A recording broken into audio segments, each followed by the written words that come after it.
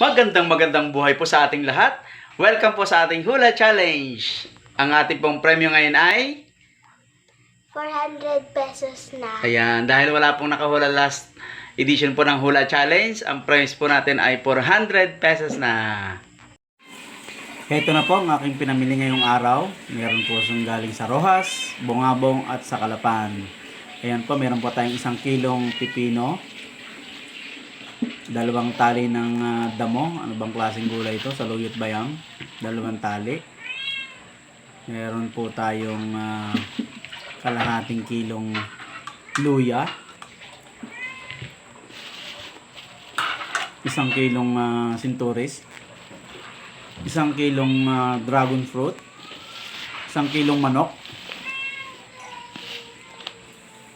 10 pirasong itlog. At meron po tayong 680 grams na Bear Brand. Tapos isang tasty bread. Yan po ang ating napamili ngayong linggo. Ang unang makahula ay magkakamit ng 400 pesos.